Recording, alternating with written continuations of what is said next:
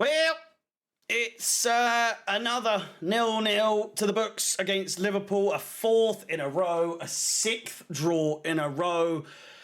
And frankly, honestly, the draws, the result wouldn't have been too much different. I honestly wouldn't have put it past Potter to have lost this game. So quite frankly, although the substitutions may well have been through the earpiece of Bruno Saltor's ear from Graham Potter, there's one thing and one thing only to do, and that's the real, the new, the improved. It's Bruno time, baby!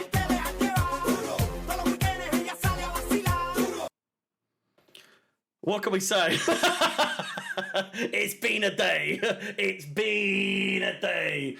Chelsea 0, Liverpool 0, and in hindsight, let's be honest, it was always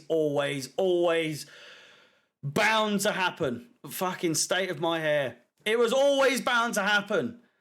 Chelsea didn't seem to show up after the first 15 minutes or so. I mean, we played well for the first 15 minutes, but again, it's ever the way that it goes or did go under Graham Potter. Let's be fair. First 10 minutes, after a lot of games with Graham Potter, the 0-0 draw. Sorry, not the 0-0 draw, but the first 10 minutes would always be relatively positive. And you think, well, this game, it might be a little bit different. This game could be the change. And with Potter, the change never did come. And likewise in this game, I'm not being funny. I'm not being funny. But another draw.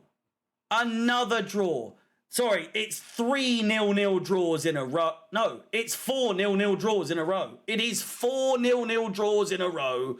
And it's 1, 2, 3, 4, 5, 6 draws in a row for a game, for a fixture.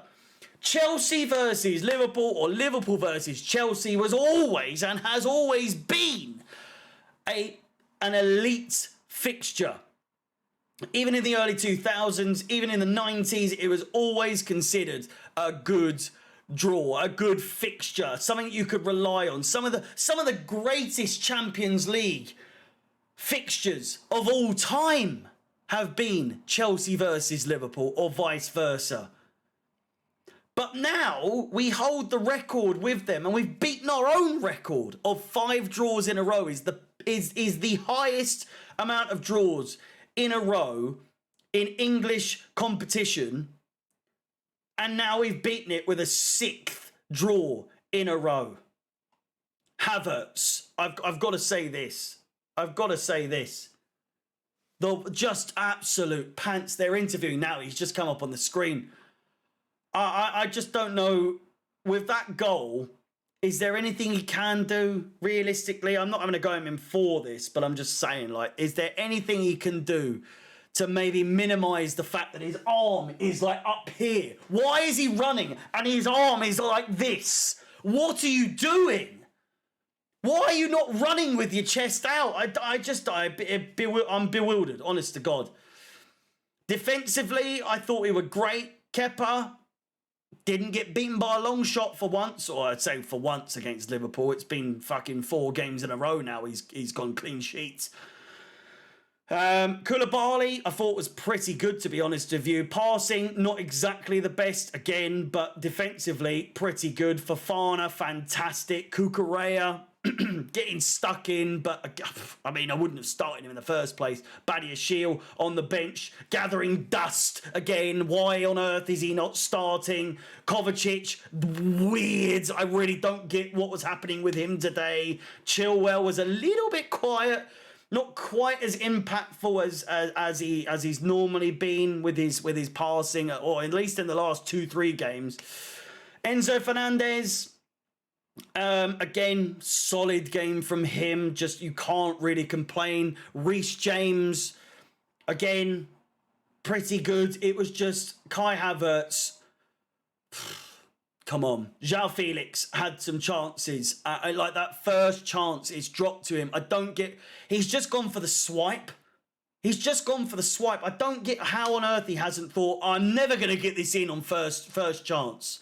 There's no one around me, and even if there is, there's someone up my arse, but I'm getting to the ball first. So just bring it down, like he did in the second half, when Alisson was, playing silly buggers around the 6-yard box. Chest it down on the byline there. He had all the composure in the world there, but he didn't when it came to no one was around him. When Felix had, had his save, had his shot deflected and away for him. But Havertz, no one on him, but goes for the snapshot and then it hits his shin, goes out for a goal kick.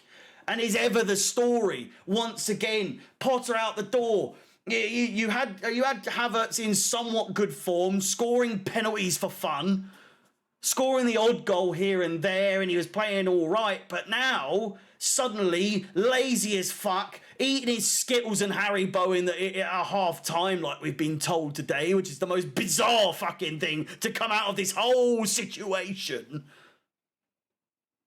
And N'Golo Conte, just fantastic. Just fantastic. I can't stress enough. Everyone doubted whether or not he would be any good coming back.